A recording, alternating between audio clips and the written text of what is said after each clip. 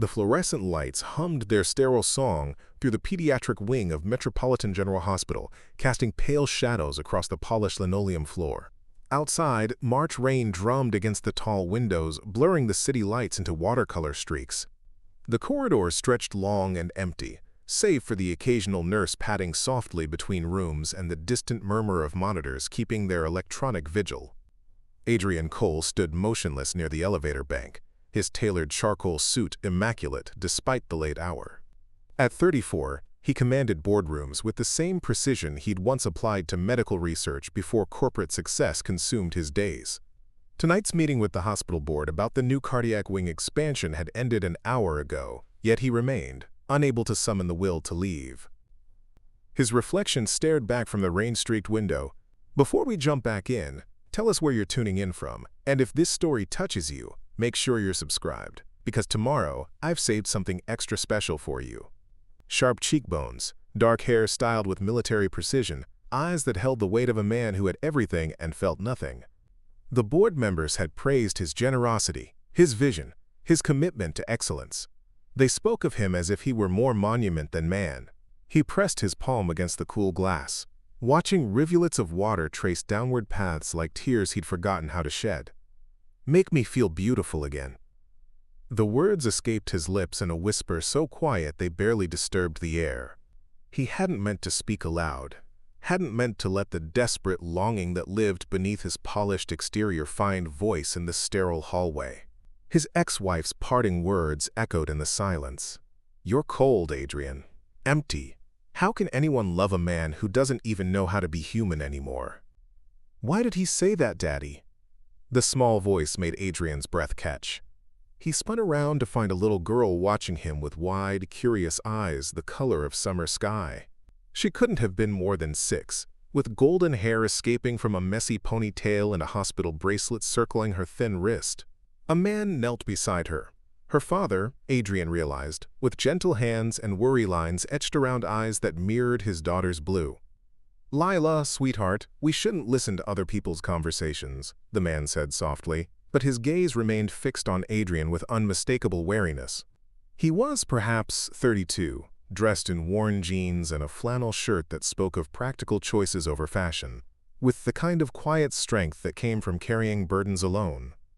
"But he sounded so sad," Lila said, tilting her head with the unfiltered honesty that belonged only to children. "Why do you want to feel beautiful, mister? You already look like the princes in my picture books." Adrian's throat constricted. He found himself looking into the most trusting face he'd encountered in years, a child who saw beauty where he felt only emptiness, who heard pain where others heard only the successful CEO everyone expected him to be. "Lila," a woman's voice, warm but firm, approached from around the corner. Adrian turned to see a nurse walking toward them, her dark hair pulled back in a practical ponytail, intelligent eyes taking in the scene with professional assessment. She was beautiful in an understated way, with the kind of presence that suggested strength earned through struggle. "I was looking for you. Dr. Grant is ready for your checkup." "Maya, this is the man who wants to be beautiful," Lila announced with the matter-of-fact delivery that made adults forget their carefully constructed walls. "I think he's already beautiful, but maybe he forgot?" The nurse, Maya, looked at Adrian with eyes that seemed to see straight through his expensive suit to the rawness underneath. For a moment, the corridor held its breath. Rain continued its gentle percussion against the windows, and somewhere in the distance, a monitor beeped its steady rhythm. "Sometimes we all forget," Maya said quietly, her voice carrying the weight of someone who understood forgetting, who knew what it meant to lose sight of one's own worth. Ethan, Adrian somehow knew that was the man's name even before introductions, stood slowly, positioning himself subtly between Adrian and his daughter. "Come on, Lila. Let's not keep the doctor waiting." But Lila wasn't finished. She stepped forward with the fearlessness of childhood, reaching out to touch Adrian's hand with fingers that felt impossibly small and warm. "My daddy says when we're sad, we should tell someone who cares. Do you have someone who cares about you?" The question hit Adrian like a physical blow. He looked down at this extraordinary child who seemed to see straight into his soul, then at her father whose protective stance softened slightly in the face of his daughter's compassion, and finally at Maya, whose dark eyes held something he hadn't seen in years, genuine concern for a stranger's pain. Adrian's voice cracked and he cleared his throat. "I'm not sure I do." Lila nodded solemnly, as if this explained everything. "Then maybe you can borrow some of ours. We have lots."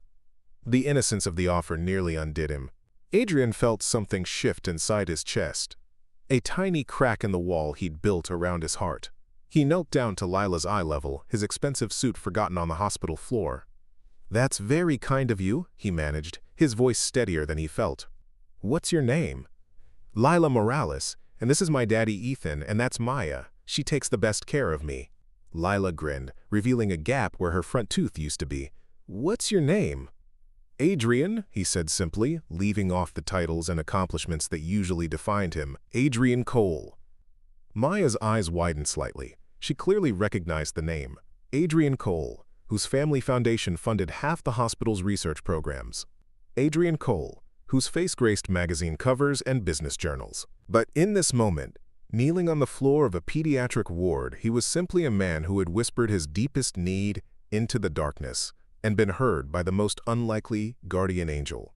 "Well, Adrian," Lila said, testing his name like it was something precious, "you don't have to be lonely anymore. We're here now." And for the first time in longer than he could remember, Adrian Cole almost smiled. "Mr. Cole."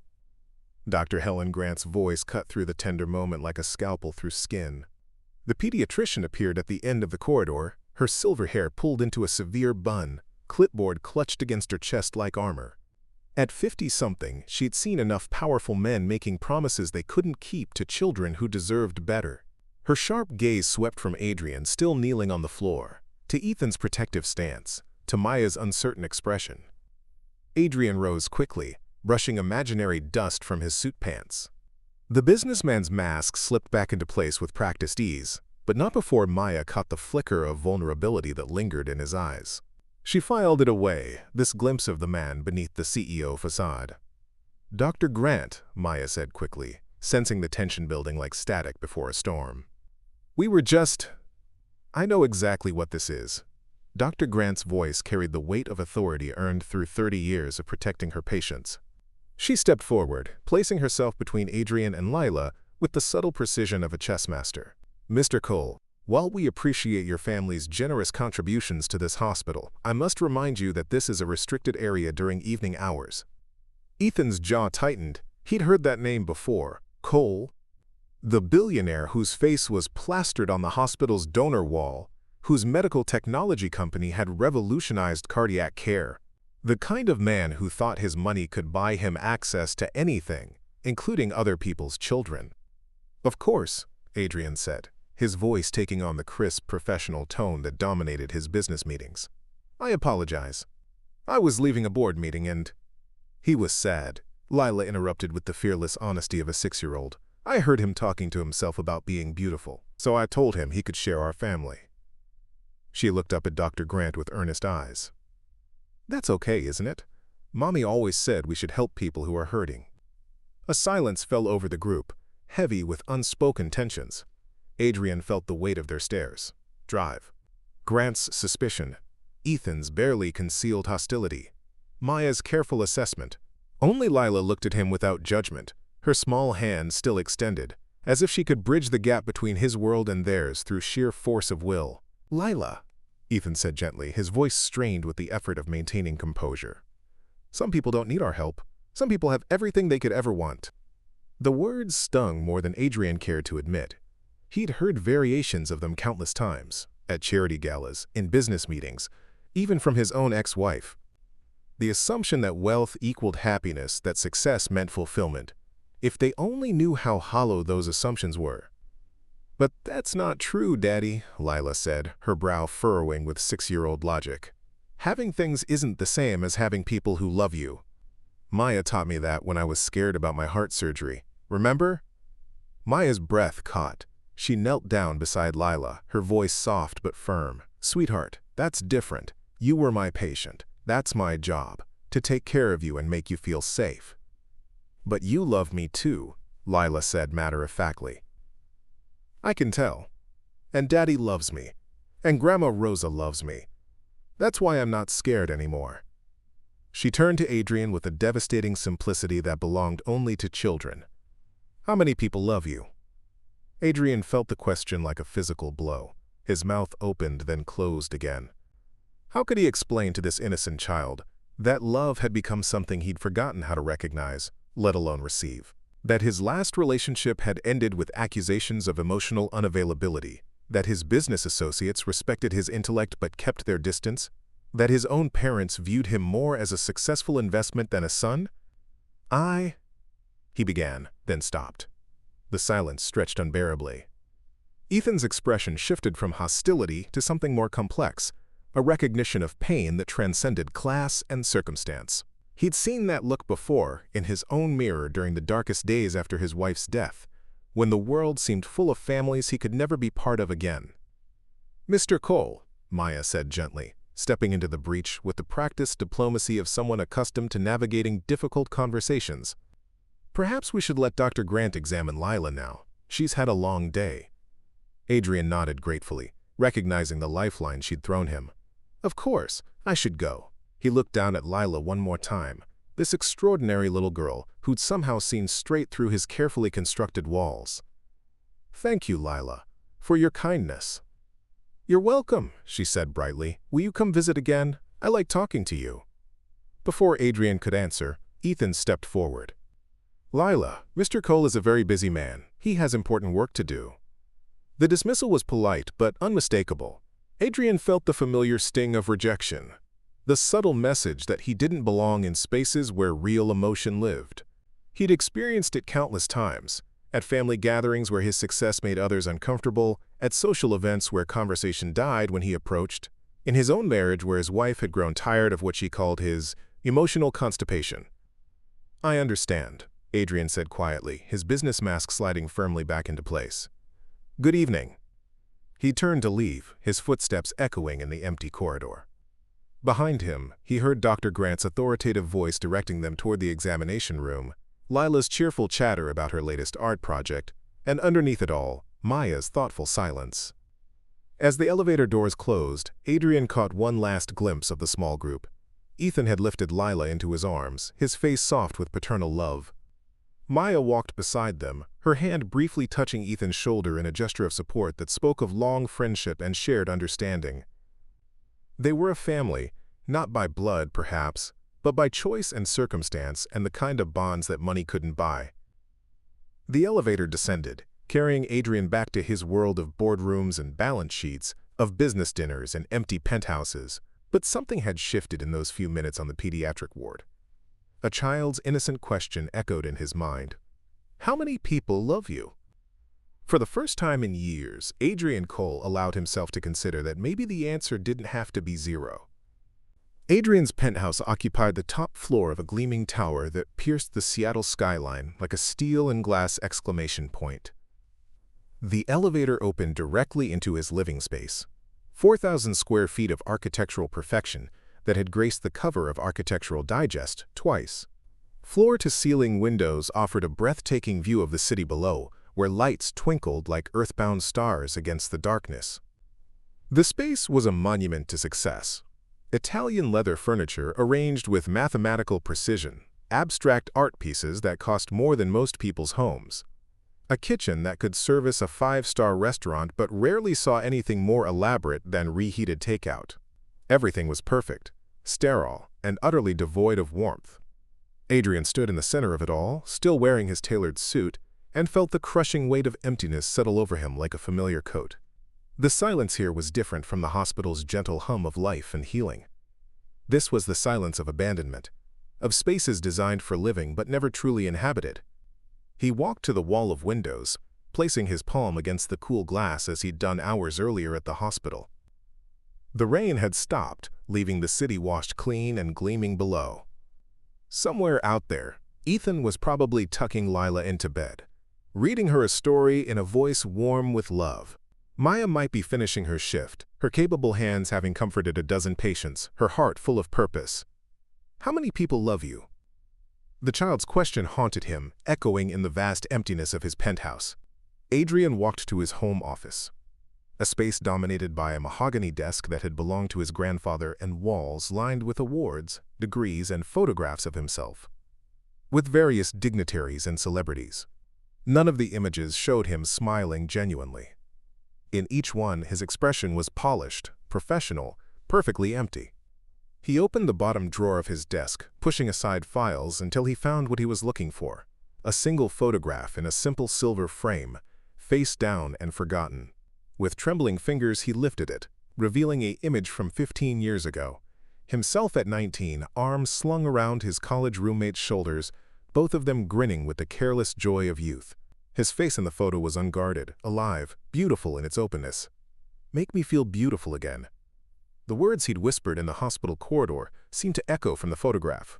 When had he lost that young man's capacity for joy? When had success become a cage instead of a celebration? He knew the answer. It had been a gradual erosion, like waves wearing away stone. First, the demands of building his company, the 14-hour days that left no room for relationships. Then his marriage to Victoria, a union that had looked perfect on paper. Two successful people, both attractive, both ambitious. She'd been drawn to his wealth and status. He'd been drawn to her beauty and the way she made him look complete to the outside world. The marriage had lasted 3 years. 3 years of growing colder, more distant, more focused on appearances than connection. The end had come not with a dramatic fight, but with Victoria's quiet assessment, delivered over breakfast in their sterile dining room. "You're not capable of real love, Adrian. You're too afraid of being vulnerable, of letting anyone see who you really are. You'd rather be respected than loved, and that's not enough for me anymore." She'd been wrong about one thing. He hadn't chosen respect over love. He'd simply forgotten how to recognize the difference. Adrian sank into his desk chair, the photograph still clutched in his hands. The young man staring back at him seemed like a stranger now, someone who'd believed in connection, in possibility, in the idea that success meant more than accumulating wealth and accolades. "That's not true, Daddy. Having things isn't the same as having people who love you." Lila's words cut through his memories with crystalline clarity. At 6 years old, she understood something that had taken him decades to lose sight of. Love wasn't a transaction, wasn't something to be earned through achievement or purchased with generosity. It was freely given, like the way she'd offered to share her family with a stranger who'd whispered his pain into an empty corridor. For the first time since Victoria had left, Adrian allowed himself to imagine what it might feel like to be loved simply for existing, not for what he could provide or accomplish. To come home to voices calling his name with joy instead of silence. To have someone ask about his day, not because they needed something from him, but because they cared about his answer. "Lila." Ethan's voice held a note of warning, but he remained seated, watching the interaction with careful eyes. "Mr. Cole probably has important things to do." "It's Adrian," Adrian said quietly, surprising himself. "And I'd very much like to see your picture." Lila beamed and dropped to her knees beside her artwork. Spread across the blanket were several sheets of paper covered in crayon drawings of remarkable complexity for a 6-year-old. But it was the largest drawing that made Adrian's breath catch. 3 figures holding hands under a brilliant yellow sun, standing in front of what looked like a house with smoke curling from its chimney. "This is my family," Lila explained, pointing to each figure in turn. "That's Daddy, that's Maya, and that's me." She paused, her small finger hovering over a 4th figure standing slightly apart from the others, rendered in darker colors with careful attention to detail. "And that's Mr. Lonely." The figure was unmistakably meant to be him, tall, wearing what looked like a suit with dark hair and serious eyes. But what struck Adrian most was how Lila had drawn him. Not menacing or imposing, but sad, isolated. One hand reached toward the happy family group as if he wanted to join them but didn't know how. "Lila," Maya said softly, her voice carrying a gentle reproach. "That's not very polite." "But it's true," Lila said with matter-of-fact honesty. "He is lonely. I can tell because he has the same look Daddy gets sometimes when he thinks I'm not watching. The look that means you miss someone who's not coming back." Adrian felt as if the child had reached into his chest and wrapped her small fingers around his heart. The accuracy of her observation, the compassionate way she'd captured his isolation without judgment, left him speechless. He knelt beside her on the blanket, his expensive suit forgotten. "How did you know?" he asked, his voice barely above a whisper. Lila tilted her head, studying his face with the intensity that belonged uniquely to children. Your eyes are sad. And when you looked at us the other night, you looked like you wanted to belong but didn't think you were allowed to. Ethan shifted uncomfortably on the bench. Lila, sweetheart, you can't just… It's all right, Adrian said, his eyes never leaving Lila's earnest face. She's right, I am lonely. I have been for a very long time. The admission hung in the air between them. Maya stepped closer, her professional demeanor softening into something more personal. Loneliness isn't permanent, she said quietly. It's just a feeling, not a sentence. My mommy used to say that feelings are like weather, Lila added helpfully. They change if you wait long enough. And sometimes you can help them change faster by doing something nice for someone else. Adrian looked at this extraordinary child who seemed to possess wisdom far beyond her years. What would you suggest I do? Lila's face lit up with the brilliance of someone who'd been hoping for exactly this question. You could start by sitting with us. Daddy always says the first step to feeling better is being around people who care. She moved over on the blanket, patting the space beside her with clear invitation. Adrian hesitated, glancing at Ethan, whose expression remained carefully neutral. Maya nodded almost imperceptibly, permission or encouragement. He wasn't sure which. Slowly, Adrian lowered himself to sit cross-legged on the blanket, his expensive suit now definitely beyond salvation. Lila immediately scooted closer, her small body radiating warmth and acceptance. There, she said with satisfaction. Now you're not standing outside the picture anymore. You're part of it. And somehow, sitting there in a hospital garden with a 6-year-old artist and her protective family, Adrian Cole felt something he'd forgotten existed. The simple, radical possibility of belonging. Tell me about your picture, he said, his voice steady for the first time in days. What happens next in the story? Lila grinned and reached for a fresh sheet of paper. Well, she said, her voice taking on the serious tone of a master storyteller, first we have to teach Mr. Lonely how to smile for real. Not the pretend smile, the one that starts in your eyes and spreads all the way to your toes. Despite everything, his uncertainty, Ethan's wariness, the impossibility of the situation, Adrian found himself almost smiling. Almost. Maya's small apartment felt like a sanctuary after her 12-hour shift. The living room was modest but warm, filled with second-hand furniture she'd carefully chosen for comfort rather than style.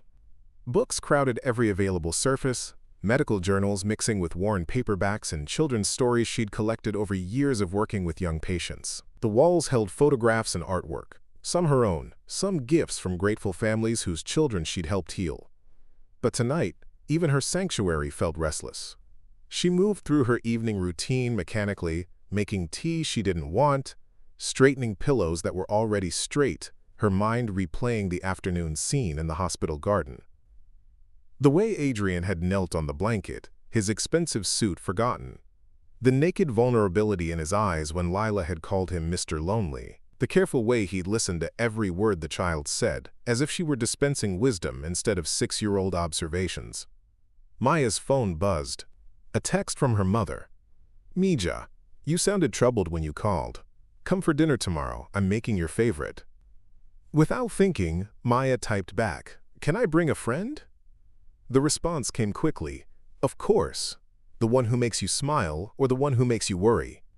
Maya stared at the question, unsure how to answer. Her mother, Marisol Alvarez, had always possessed an uncanny ability to read between the lines of her daughter's carefully edited updates. She knew about Ethan, of course, had watched Maya's friendship with the widowed father deepen over the 2 years since Lila had first become her patient. Marisol had also witnessed firsthand the walls Maya had built around her heart after David, the charming man who'd slowly revealed himself as controlling, manipulative, dangerous.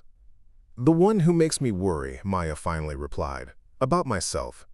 Her phone rang immediately. Maya, querida. Her mother's voice was warm but concerned. What's happened? Maya found herself telling the whole story. Adrian's whispered plea in the corridor, Lila's instant compassion, Ethan's protective suspicion. She described the man in the garden, how he'd seemed simultaneously powerful and broken, confident and lost. He's rich, Mama, really rich, the kind of man who could buy and sell the entire hospital. But when Lila spoke to him, Maya paused, searching for words. It was like watching someone remember how to breathe. And this troubles you because? Because I know what it's like to be broken. And I know what it's like to think someone powerful might save you, only to discover they want to own you instead. The silence stretched between them, filled with the weight of shared memory. Marisol had been the one to help Maya escape David's increasingly controlling behavior, had held her daughter while she sobbed over the realization that love could be a weapon in the wrong hands. "Tell me about the father," Marisol said finally. "Ethan," Maya's voice softened involuntarily. "He's good, really good, the kind of man who puts his daughter first in everything, who works 2 jobs to make sure she has what she needs. He doesn't trust easily, especially not men like Adrian." Men like Adrian, or Adrian specifically? The question hit closer to home than Maya cared to admit. "I don't know, maybe both. Ethan's been hurt too, Mama. His wife died, and he's been raising Lila alone ever since. He doesn't need complications." "And what do you need, Mija?" Maya closed her eyes, pressing the phone closer to her ear. "I don't know anymore. I thought I did. I thought I had everything figured out. Work, friendship, keeping my heart safe.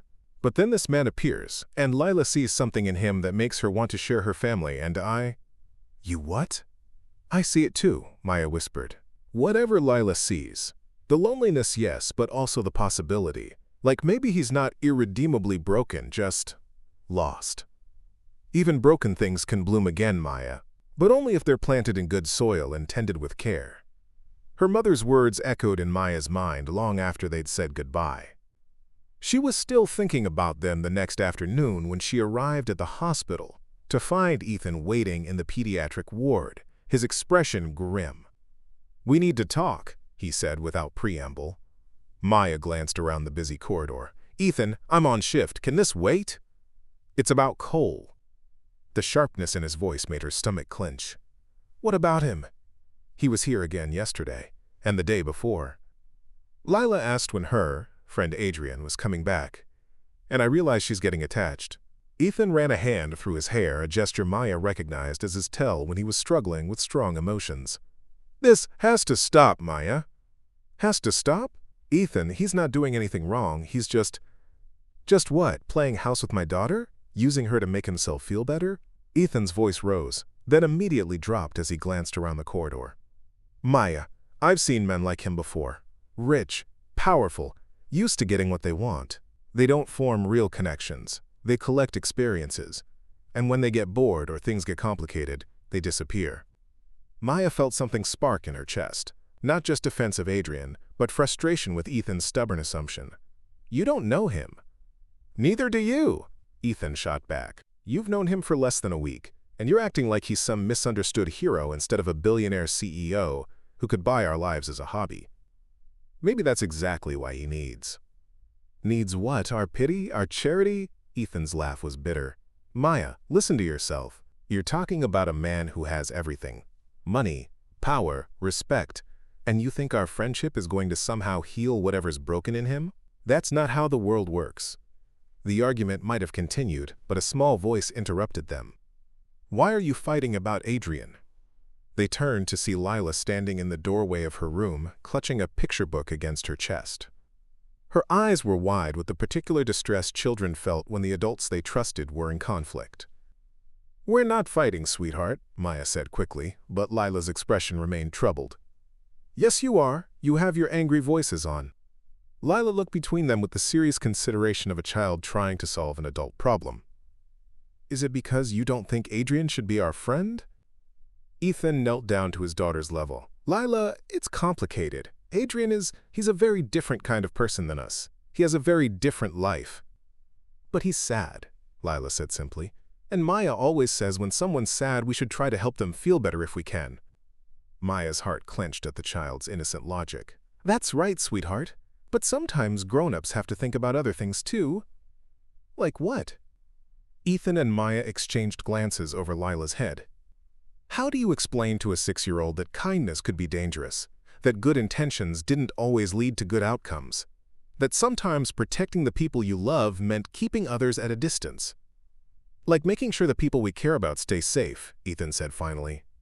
Lila frowned, considering this. "Is Adrian dangerous?" "No," Maya said before Ethan could respond. "He's not dangerous, he's just Complicated. Oh, Lila nodded as if this made perfect sense. Like my heart medicine, Dr. Grant says it's complicated, but it still helps me get better.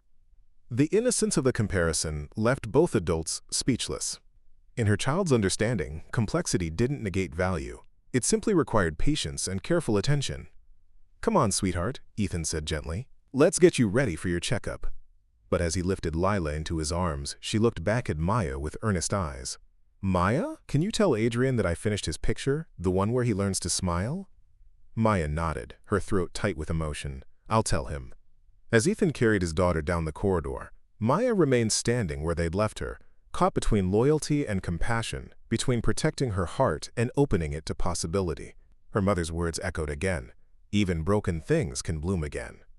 The question was whether she was brave enough to tend that garden, knowing it might grow into something beautiful, or something that could break her all over again.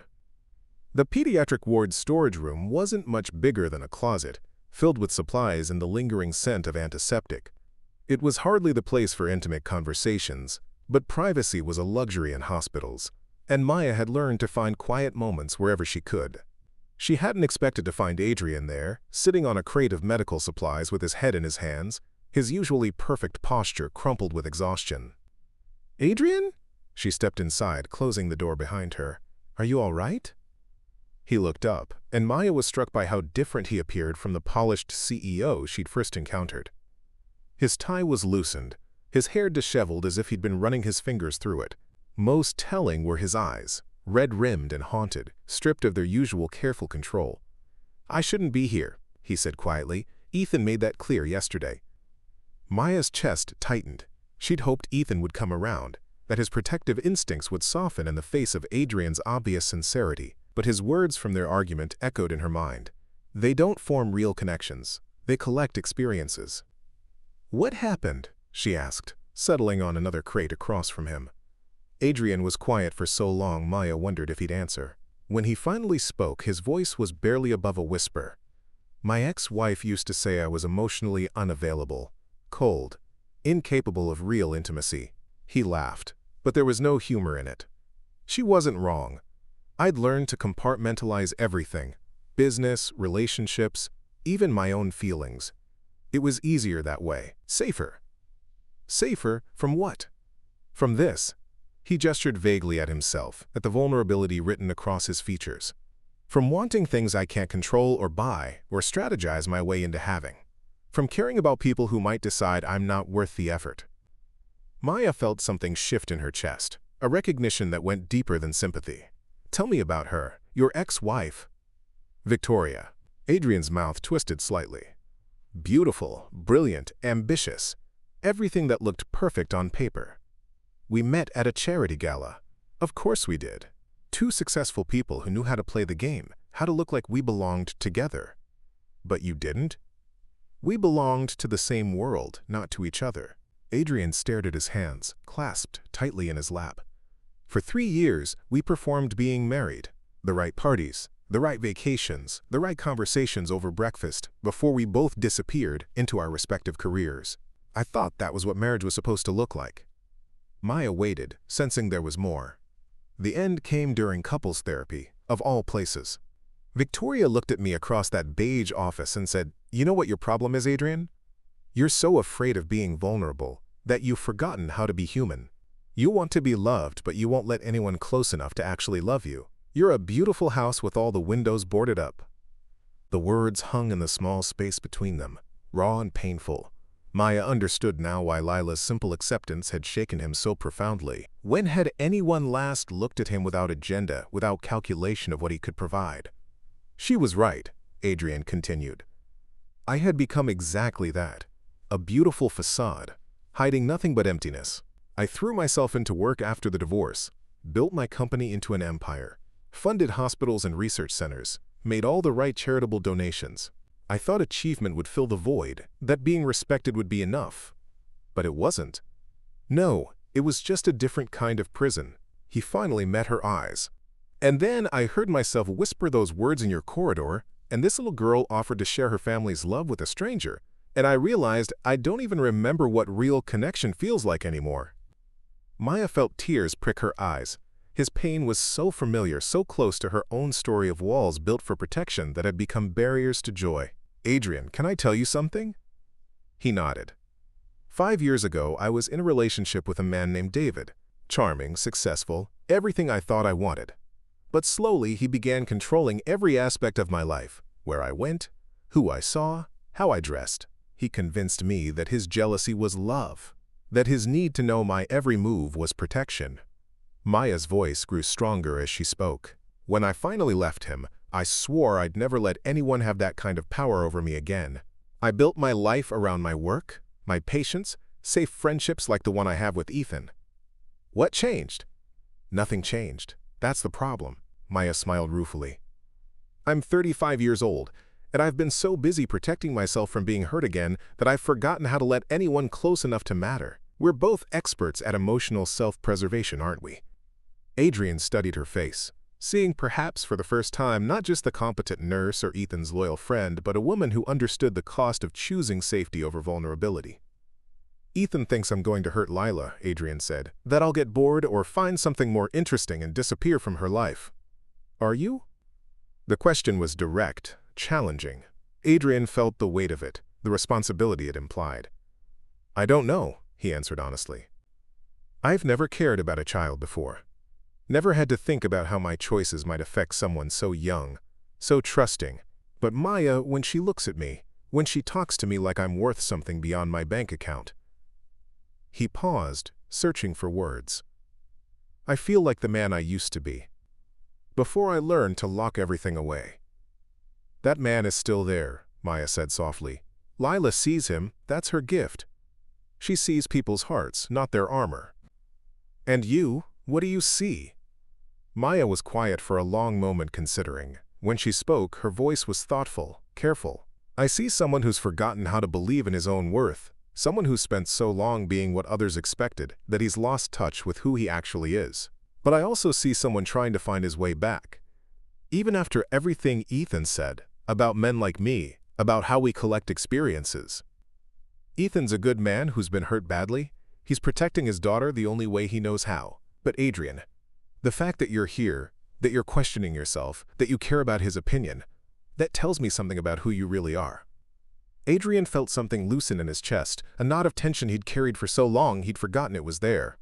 For the first time in years, someone was seeing him, not his achievements or his wealth or his carefully constructed public persona, but the frightened, lonely man beneath all of it. I don't want to hurt her, he said. Lila, I mean. She's extraordinary, and she deserves people in her life who will always choose her well-being over their own needs.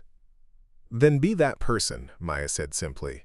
Not because it's easy, but because she's worth the effort it takes to heal whatever's broken in you. The storage room door opened suddenly, making them both jump. Ethan stood in the doorway, his expression unreadable as he took in the scene. Maya and Adrian sitting close together, the obvious intimacy of their conversation. I was looking for gauze, he said carefully. Lila skinned her knee in the garden. Third shelf, Maya said, standing quickly. I'll get it. The penthouse's silence pressed against him, heavy and oppressive. He thought about Ethan's suspicious but not unkind eyes, about Maya's gentle voice when she'd said, "Sometimes we all forget," about Lila's small hand extended and offered comfort. They were strangers, yet they'd shown him more genuine human connection in 10 minutes than he'd experienced in years. Ethan was right to be protective, Adrian realized. Right to question his motives. Right to keep his distance from a man who moved through the world with more money than heart. But what if that could change? What if the young man in the photograph wasn't entirely lost? Adrian set the picture on his desk where he could see it, then walked to his bedroom. The space was as perfectly appointed as the rest of the penthouse. Egyptian cotton sheets, a mattress that cost more than some people's cars, abstract art that said nothing and felt like less. He lay down without bothering to change clothes, staring at the ceiling where recessed lights cast geometric patterns in the darkness. Tomorrow he had 3 board meetings, a conference call with investors in Tokyo, and a dinner with potential business partners. His calendar was full, his bank accounts fuller, his life precisely what any ambitious young person might dream of achieving. And yet, lying there in his palace of success, Adrian Cole felt poorer than he ever had. A 6-year-old girl had offered to share her family's love with a stranger, and he'd realized he couldn't remember the last time anyone had offered him anything that couldn't be bought. The rain began again, drumming against his windows like tears he'd forgotten how to cry. But something had shifted tonight, some small crack in the wall he'd built around his heart. Lila's innocent question had planted a seed of possibility, and for the first time in years, Adrian found himself wondering what might grow from such small beginnings. "Make me feel beautiful again." The words no longer sounded like desperate pleading. They sounded like the first prayer of a man ready to find his way home. 3 days passed before Adrian found himself returning to Metropolitan General Hospital. He told himself it was for legitimate business, a follow-up meeting about the cardiac wing expansion, reviewing architectural plans that could wait another week. But his feet carried him past the administrative offices, past the gleaming lobby with its donor wall featuring his family's name in bronze letters, straight to the pediatric ward. The afternoon sun streamed through the tall windows, transforming the sterile corridor into something almost welcoming. Adrian paused at the entrance to the children's garden, a small courtyard visible through glass doors, where a few hardy spring flowers pushed through the last of winter's grip. It was there he saw them. Ethan sitting on a bench, his attention focused on his phone while beside him, Lila knelt on a blanket, completely absorbed in her artwork.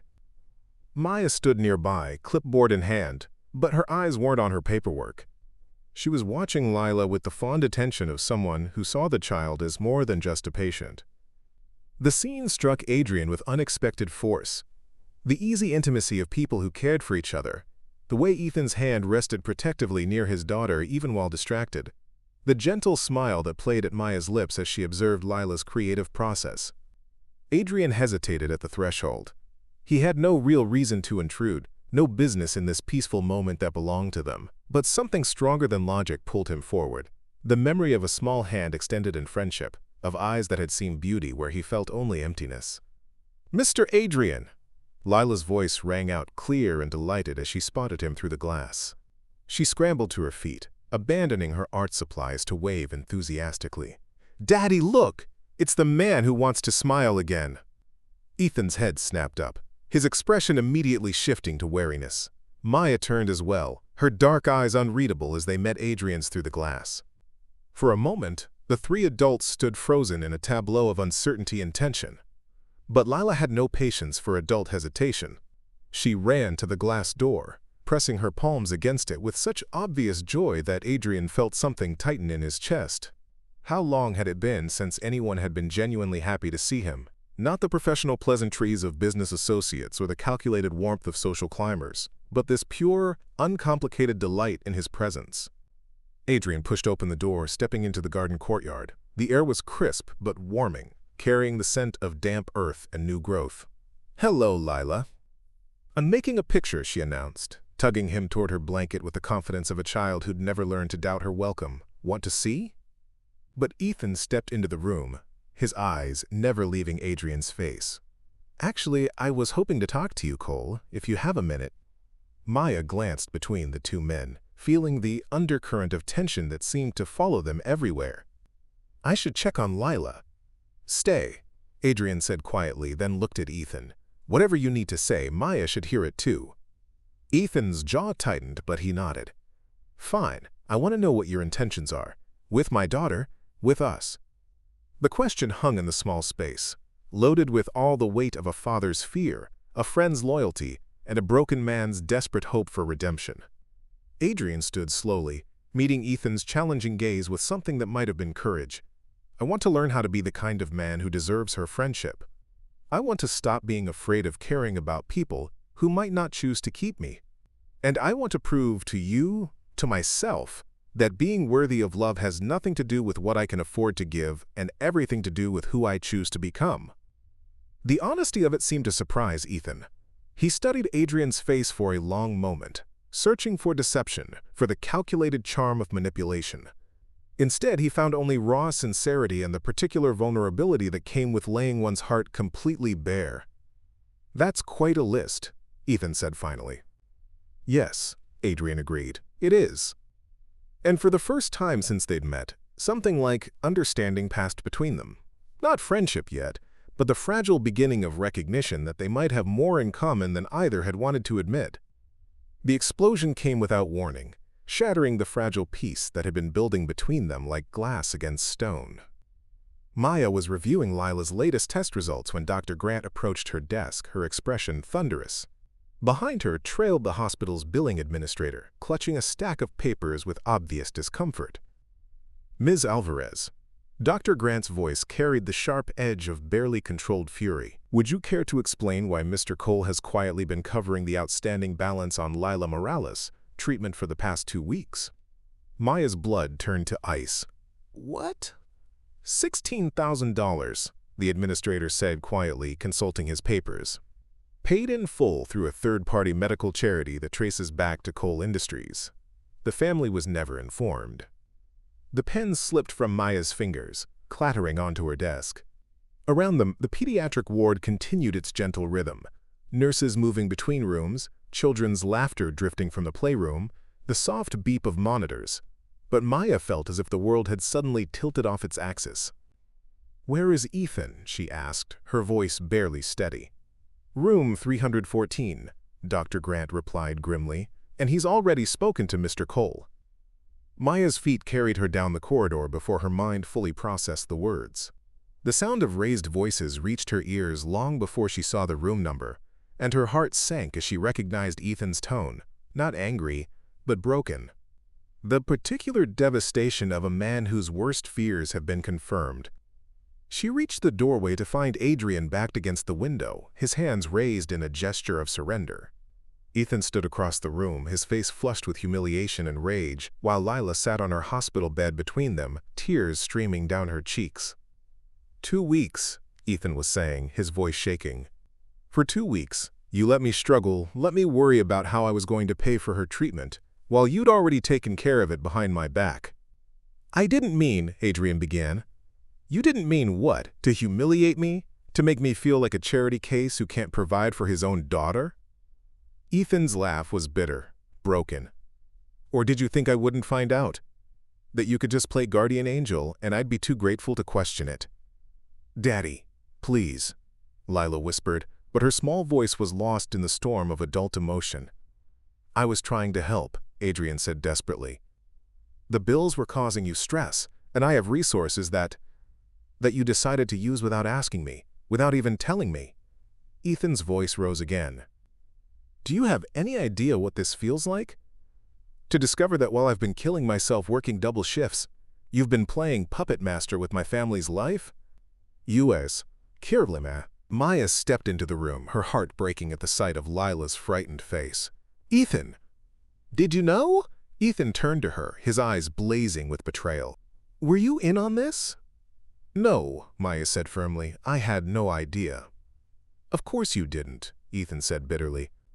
"Because he knew you would have told him how wrong this was. How completely out of line."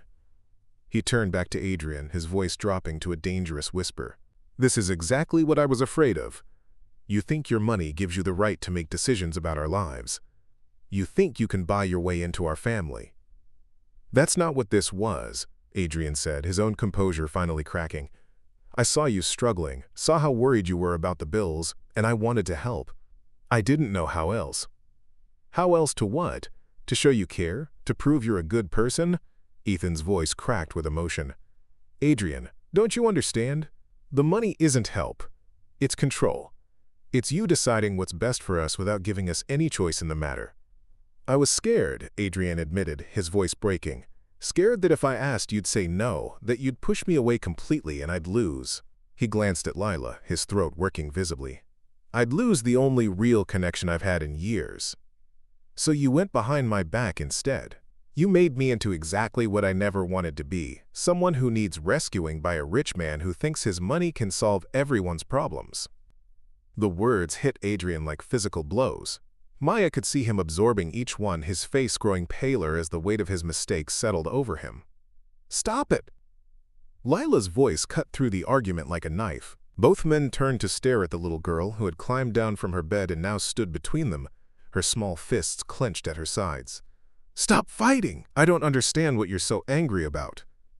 "Sweetheart," Ethan began, but Lila wasn't finished. "Adrian helped us. He made sure I could get better." "Why are you mad about that?" Tears streamed down her face as she looked between the two most important men in her world. "Daddy, you always tell me that when someone does something nice, we should say thank you. And Adrian, you always tell me that families help each other. So why can't you both just be happy?" The innocent logic of her words only seemed to make the situation worse. Ethan's face crumpled as he knelt down to his daughter's level. "It's not that simple, baby girl. When grown-ups help each other, they need to talk about it first. They need to ask permission." "But why?" Leela's voice was small, confused. "If you need help and someone wants to give it, why does it matter how it happens?" Adrian stepped forward, his voice gentle, despite the devastation written across his features. "Because your daddy is proud, Lila, and he should be. He's worked so hard to take care of you all by himself, and I took that away from him by not letting him make the choice." Lila's brow furrowed as she tried to process this. "But you were just trying to be nice." "Sometimes being nice isn't enough," Adrian said quietly, his eyes meeting Ethan's across the room. "Sometimes you hurt people, even when you're trying to help them." "I don't want anyone to be hurt," Lila whispered, fresh tears spilling over. "I just want us all to be friends." The heartbreak in her small voice seemed to break something in both men. Ethan pulled his daughter into his arms, holding her close as she sobbed against his shoulder.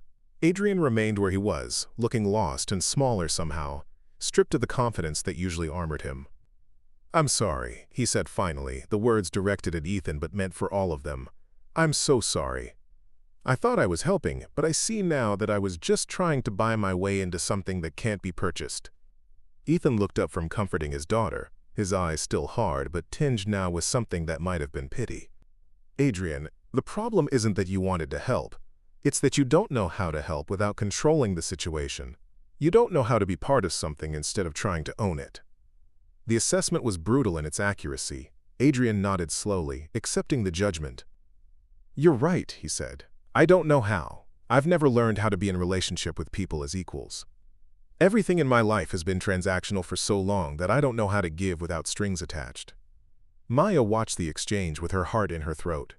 She could see the genuine remorse in Adrian's face, the way he was fighting not to make excuses for behavior that had wounded the people he was trying to connect with. She could also see Ethan's struggle, the desire to protect his pride warring with the recognition that Adrian's mistake had come from ignorance rather than malice. "I think," Maya said carefully, stepping into the fraught silence, "that maybe we all need some time to think about what we want going forward." Both men looked at her, then at Lila, who had lifted her head from her father's shoulder to watch them with red-rimmed eyes. "I want us to be okay," Lila said softly, "all of us." But as Adrian quietly left the room and Ethan focused on comforting his daughter, Maya wondered if wanting something was enough to make it possible, or if some mistakes were too fundamental to overcome. The cursor blinked mockingly on Adrian's laptop screen, the only source of light in his darkened penthouse office. Outside, Seattle slumbered under a blanket of fog, the city lights reduced to dim halos in the mist. It was past midnight, but sleep felt as distant as forgiveness. He'd been staring at the blank document for hours, trying to find words for feelings he'd spent a lifetime avoiding. The confrontation with Ethan played on endless loop in his mind, the humiliation in the other man's voice, the betrayal in Maya's eyes, the confusion in Lila's tear-streaked face. "I thought I was helping." The excuse felt hollow even in his own mind. Dr. Helen Grant had been brutally clear when she'd cornered him after the scene in Lila's room. "Mr. Cole, good intentions don't erase the impact of your actions. That little girl doesn't need a savior. She needs adults who respect her father's dignity and her family's autonomy." Adrian began typing, his fingers hesitant on the keys. "Dear." But who was this letter for? Ethan, who had every right to never speak to him again? Maya, whose trust he'd shattered by keeping such a monumental secret? Lila, whose innocent faith in human goodness he'd complicated with adult failures? He deleted the salutation and started again. "I don't know how to do this. I don't know how to be the kind of person who helps without hurting, who gives without taking something away in return. For 34 years, I've lived in a world where money solves problems and power creates connection. I thought if I could just eliminate the financial stress, Ethan would see that I cared. Instead, I eliminated his choice, his agency, his right to handle his daughter's care as he saw fit. I've been thinking about what Ethan said, that I don't know how to be part of something instead of trying to own it. He's right. I've spent so long being in control that I've forgotten how to simply be. How to exist in relationship with others without feeling the need to fix or improve or manage their circumstances. The truth is, I was terrified. Terrified that if I asked permission to help, Ethan would say no. Terrified that my resources, the only thing I've ever been confident could make me valuable to others, would be rejected. So I took the choice away from him, convinced myself it was kindness instead of recognizing it as the control it really was. I hurt people I was trying to love. And the worst part is, I hurt them in service of my own fear rather than their actual needs. Adrian paused, his hands trembling slightly as the weight of self-recognition settled over him. He was writing to himself as much as to any imagined recipient, excavating truths he'd buried under years of successful transactions and professional achievements. I don't know how to fix this. I don't know if it can be fixed, but I know that Lila deserves adults in her life who choose courage over fear, who choose her well-being over their own comfort. And maybe, for the first time in my life, that means stepping back instead of stepping in. Maybe love sometimes means accepting that you've caused damage too deep to repair. Meanwhile, across the city in his modest two-bedroom apartment, Ethan sat at his kitchen table surrounded by the detritus of single parenthood, Lila's art supplies, homework folders, medical appointment cards. The coffee in his mug had long since grown cold, but he held it anyway, needing something to do with his hands while his mind wrestled with emotions too complex for easy categorization. Lila was finally asleep, exhausted by the day's emotional upheaval. She'd asked him 3 times why Adrian had made him so angry, and each time he'd struggled to explain adult concepts of pride and autonomy to a 6-year-old who only saw that someone had tried to help and been punished for it. On the table before him lay the latest addition to Lila's art collection, a drawing she'd completed that afternoon before the confrontation had exploded their fragile peace. It showed 4 figures holding hands under a rainbow: herself, Maya, Ethan, and unmistakably Adrian. But this time, Adrian wasn't standing apart from the group. He was woven into the family circle, his face bright with the kind of smile that reached his eyes. At the bottom, in Lila's careful 6-year-old handwriting, she'd written, "Our family is bigger now." Ethan traced the figures with his finger, his chest tight with conflicting emotions. The rational part of his mind knew he was right to be angry, right to feel violated by Adrian's presumptuous intervention. But another part, the part that recognized genuine remorse when he saw it, wondered if he was punishing Adrian for past hurts inflicted by other people. His phone buzzed with a text from his sister in Portland. "How's our girl doing? Still worried about those medical bills you mentioned?" Ethan stared at the message, remembering the sleepless nights he'd spent calculating and recalculating their finances, the extra shifts he'd picked up that meant less time with Lila, the constant low-grade anxiety about what would happen if her condition worsened and required more expensive treatment. Adrian had eliminated all of that with a few keystrokes and a wire transfer. Not for recognition or gratitude, but because he'd seen a family struggling and possessed the means to help. The method had been wrong, completely, inexcusably wrong, but the motivation. Ethan's phone rang, interrupting his brooding. Maya's name appeared on the screen. "I can't sleep either," she said without preamble when he answered. "Is that why you're calling? To commiserate about insomnia?" "I'm calling because I've been thinking about what happened today, and I need to tell you something." Maya's voice was steady but tired. "Adrian was wrong to go behind your back." "Completely wrong. But Ethan, I think he was wrong in the way that people are wrong when they're desperate and don't know how else to show they care." "You're defending him?" "I'm trying to understand him, and I think maybe he's more like us than we want to admit." Ethan frowned. "What do you mean?" "I mean, he's someone who's been hurt badly enough that he doesn't trust the normal ways of connecting with people. You protect Lila by keeping potential threats at a distance. I protect myself by keeping my heart locked away from anyone who might hurt it. And Adrian protects himself by trying to control situations so they can't spiral away from him." The parallel had never occurred to Ethan, but now that Maya had voiced it, he could see the twisted logic. 3 people, all damaged in different ways, all using different strategies to avoid further pain. "That doesn't excuse what he did," Ethan said quietly. "No, it doesn't, but it might explain why a man who has everything in the world would risk losing the only real relationship he's had in years just to spare a struggling father some financial stress. Ethan looked again at Lila's drawing, at the way she'd positioned Adrian within their family circle with such confident joy. His daughter had seen something worth saving before any of the adults had been wise enough to recognize it. "Maya," he said finally, "what if we're all too broken to make this work? What if good intentions aren't enough to overcome the ways we've learned to protect ourselves?" "Then maybe," Maya replied softly, "we help each other heal instead of expecting each other to already be whole." The possibility hung between them in the darkness, fragile as hope, frightening as vulnerability, necessary as forgiveness. And for the first time since the confrontation, Ethan allowed himself to wonder if the family Lila had drawn was still possible, even after everything that had been broken. Maya's hands trembled slightly as she dialed Adrian's number. Lila's latest drawing spread on her coffee table like a prayer made visible. The child had created it during her afternoon rest period, working with the focused intensity she brought to her most important artistic endeavors. This one showed a dinner table surrounded by 4 chairs, with stick figures representing their little family gathered around what looked like a birthday cake. "Maya." Adrian's voice was rough when he answered, as if he'd been sleeping or crying. "Adrian, I need to ask you something, and I need you to be completely honest with me." A pause. "Okay. If we gave you another chance, if Ethan and I decided to try again, would you be able to do it differently? Would you be able to be part of our lives without trying to fix them?" The silence stretched so long, Maya wondered if the call had dropped. When Adrian finally spoke, his voice was barely above a whisper. "I don't know.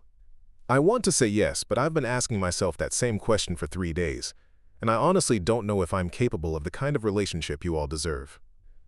The raw honesty of the admission broke something open in Maya's chest. What if we learned together? What if instead of expecting any of us to have it figured out, we just tried, made mistakes and talked about them and tried again? "Maya, what are you saying?" She looked down at Lila's drawing, at the way the child had drawn Adrian's face with a genuine smile, at the word family spelled out in careful block letters across the top. "I'm saying that tomorrow is Lila's birthday. She's turning 7, and Ethan always throws her a party in their apartment. Nothing fancy. Just cake and a few presents, and the people who love her most." Maya took a breath. "She asked specifically if you could come. Not for presents or grand gestures. Just to be there." "Ethan agreed to this." "Ethan suggested it." Another long silence. Maya could almost hear Adrian processing the unexpected reprieve, the chance at redemption he clearly hadn't thought he deserved. "Why?" he asked finally. "Because yesterday, Lila asked him why grown-ups make love so complicated when kids know it's supposed to be simple. And because sometimes the people we care about give us chances to be better than we've been." The next evening, Adrian stood outside Ethan's apartment door holding a single wrapped gift and fighting every instinct that told him to run. The building was old but well-maintained, filled with the sounds of real life. Children playing in hallways, cooking smells drifting from under doors, the murmur of families sharing their days. He dressed carefully, choosing jeans and a simple sweater instead of his usual suit armor. The gift in his hands was small, personally chosen rather than delegated to an assistant. He'd spent hours in a children's bookstore, reading picture books and trying to understand what might bring joy to an extraordinary little girl, without overwhelming her family with extravagance. When Ethan opened the door, both men stood frozen for a moment, taking each other's measure. Ethan looked tired but resolved, while Adrian appeared nervous in a way that made him seem younger, more human. "Thank you," Adrian said quietly, "for giving me another chance." "Thank Lila," Ethan replied, but there was no hostility in his voice. "She's been planning this party for days, and apparently her vision of perfect includes having you here." The apartment was small but warm, decorated with balloons and streamers that spoke of careful attention rather than unlimited budget. The living room had been rearranged to accommodate a card table covered with a bright tablecloth, set for 4. The scent of homemade cake filled the air, mixing with the faint aroma of coffee and the indefinable smell of home. "Adrian!" Lila appeared in the doorway to what must have been her bedroom, wearing a yellow dress covered in tiny flowers and a paper crown, slightly askew on her head. Her face lit up with the pure joy that belonged only to children on their birthdays. "You came. I knew you would." She launched herself at him with the fearless abandon of a child who'd never learned to doubt her welcome. Adrian caught her carefully, his expensive sweater forgotten as small arms wrapped around his neck. "Happy birthday, Lila," he said softly, his voice thick with emotion. "Thank you for inviting me." "Of course I invited you. Your family now." She pulled back to study his face with serious consideration. "You look different, less sad." "I feel different," Adrian admitted, surprised by the truth of it. Maya emerged from the kitchen carrying a pot of coffee, her smile warm but cautious. She dressed simply too, jeans and a soft blue sweater that brought out her eyes, her hair loose around her shoulders. She looked beautiful in the way that had nothing to do with artifice and everything to do with being genuinely at peace. "Perfect timing," she said. "Dinner's ready." The meal was simple: spaghetti with homemade sauce, garlic bread, a salad from vegetables Ethan had grown on the apartment's small balcony. Adrian couldn't remember the last time he'd eaten food that wasn't prepared by a professional chef or ordered from an expensive restaurant, but nothing had ever tasted better than this ordinary feast shared with people who'd chosen to include him. Lila chattered throughout dinner, regaling them with stories from school and elaborate plans for how she wanted to spend her birthday. Adrian found himself relaxing into the conversation, asking questions about her friends and her art projects, genuinely interested in the small details of a 7-year-old's world. When Ethan brought out the cake, chocolate with pink frosting and 7 candles arranged in a careful circle, Lila's eyes grew wide with delight. "Make a wish, sweetheart," Maya said, lighting the candles. Lila closed her eyes tight, her face scrunched in concentration. When she opened them again, she looked directly at Adrian. "I wished that you would stop being lonely," she announced matter-of-factly, "because lonely people can't smile with their whole face, and I want you to be happy all the way through." The simple honesty of it nearly undid him. Adrian felt tears threaten and didn't try to hide them. "That's a very good wish, Lila." "I know, I'm good at wishes." She turned to Ethan. "Daddy, can Adrian help me blow out the candles? For luck?" Ethan looked across the table at Adrian, and something passed between them. Not forgiveness exactly, but understanding. Recognition that they were both trying to do better, both learning to put a little girl's happiness ahead of their own complicated histories. "I think that's a wonderful idea," Ethan said. They leaned forward together, Adrian and Lila, and blew out all 7 candles in one breath. The apartment filled with smoke and laughter and the kind of joy that couldn't be purchased or planned, only lived. Later, after cake and presents, Adrian's carefully chosen art set was received with appropriate enthusiasm, but no more than Ethan's homemade dollhouse or Maya's collection of picture books. Lila fell asleep on the couch between Adrian and her father, her head on Adrian's shoulder and her feet in Ethan's lap. "She's had a good day," Maya said softly, cleaning up the remnants of the party. "The best," Ethan agreed, his hand resting protectively on his daughter's ankle. Adrian looked down at the sleeping child, at the complete trust evident in her relaxed posture, and felt something shift permanently in his chest. This was what he'd been searching for without knowing it. Not to be needed for what he could provide, but to be wanted for who he was. "Thank you," he said quietly, his words encompassing far more than just the evening's invitation. "Thank you," Ethan replied, and Adrian understood that they were both talking about second chances, about the courage it took to try again after being hurt, about the possibility that broken people could still build something beautiful together.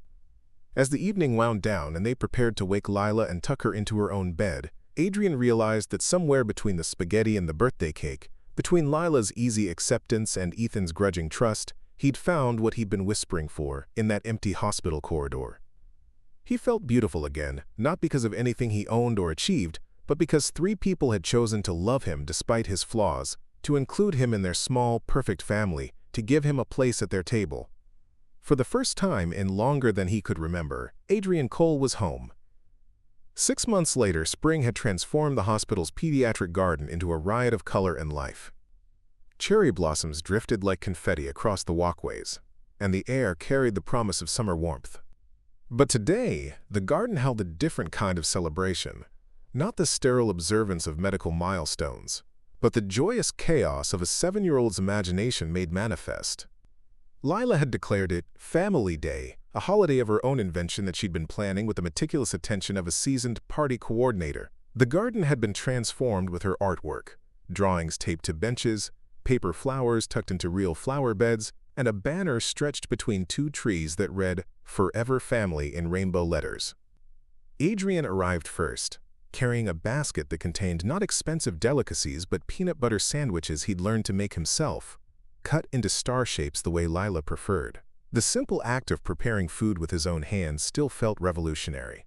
6 months ago, he couldn't have imagined finding joy in such ordinary domestic tasks. He'd changed in ways that went far beyond learning to cook. The sharp suits had been replaced by comfortable clothes that could withstand impromptu art projects and playground adventures. His penthouse, once a monument to solitary success, now showed signs of real life. Children's books stacked on coffee tables, crayon drawings magneted to the refrigerator, a corner of the living room designated as Lila's art studio for the days she spent with him. "Adrian!" Lila's voice rang out as she spotted him through the garden gate. She ran toward him with the boundless energy that still amazed him, her hair flying behind her like a golden banner. "You're early! I'm still decorating." "Then I'm just in time to help," he said, setting down the basket to catch her in the embrace that had become as natural as breathing.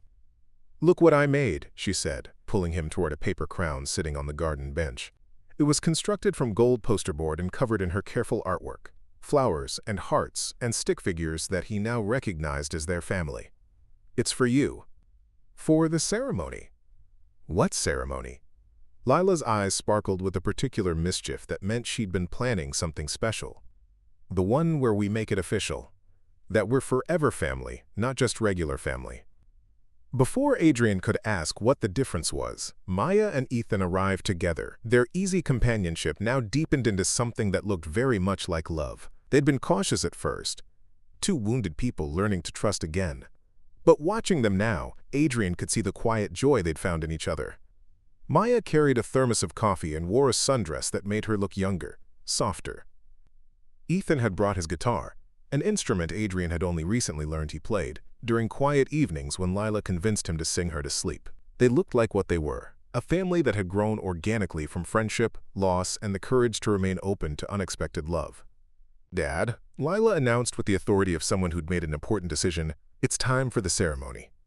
"What ceremony, sweetheart?" Ethan asked, though his indulgent smile suggested he was prepared to go along with whatever his daughter had planned.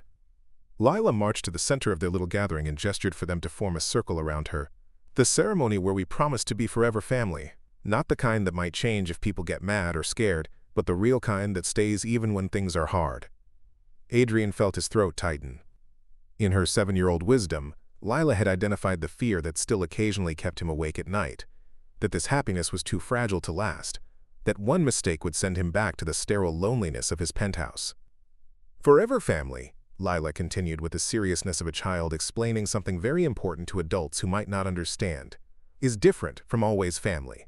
Always means it won't ever change, but forever means it will change and grow and get stronger." Maya reached for Adrian's hand, her fingers warm and steady. Ethan took his other hand, the gesture no longer awkward or forced but natural as breathing. Lila completed their circle, her small hands linking them all together. "Adrian," she said solemnly, "do you promise to be part of our forever family, even when you mess up or we mess up or things get complicated?" Adrian looked around the circle at these 3 people who taught him that love wasn't a transaction but a choice, renewed daily through small acts of kindness and forgiveness. Maya, who'd shown him that vulnerability could be strength. Ethan, who'd taught him that respect was earned through consistency, not grand gestures. And Lila, who'd seen beauty in him when he'd forgotten it existed. "I promise," he said, his voice steady despite the tears he no longer tried to hide. "Forever, and always, and all the ways in between." Lila grinned and reached into her pocket, pulling out a small velvet box that looked suspiciously familiar. Adrian's breath caught as he recognized it, the ring box from his desk drawer, the one that had held his grandfather's wedding ring since his divorce. "I found this in your office," Lila said matter-of-factly. "Maya said it was okay to borrow it because we needed something special for the ceremony." She opened the box to reveal not the expensive gold band, but something far more precious.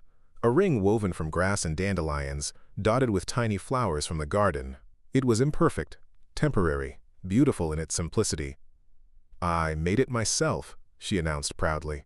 It won't last forever, but that's okay, because we can make new ones whenever we need to remember our promises.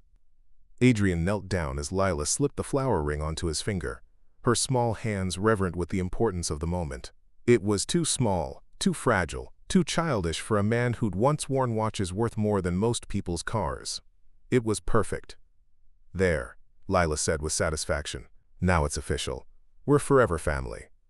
She threw her arms around all three adults at once, creating a tangle of hugs and laughter that felt like coming home.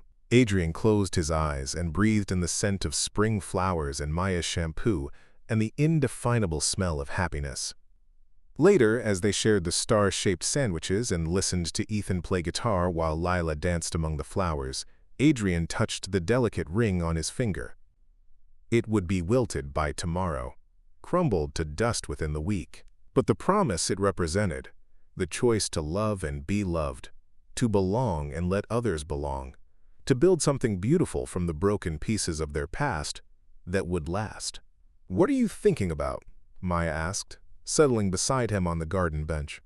"That I used to think love was about finding someone who would never leave," Adrian said quietly. "But Lila's right. Forever isn't about things never changing. It's about choosing each other again and again, even when everything changes." Maya smiled and leaned against his shoulder, especially then. As the afternoon sun painted everything golden and Lila's laughter echoed through the garden, Adrian felt the last of his old loneliness dissolve. He was no longer the man who'd whispered desperate pleas in empty corridors. He was no longer Mr. Lonely, standing outside the picture. He was home. He was family. He was forever. And for the first time in his life, that was more than enough. It was everything. Up next, you've got two more standout stories right on your screen. If this one hit the mark, you won't want to pass these up. Just click and check them out. And don't forget to subscribe and turn on the notification bell so you don't miss any upload from us.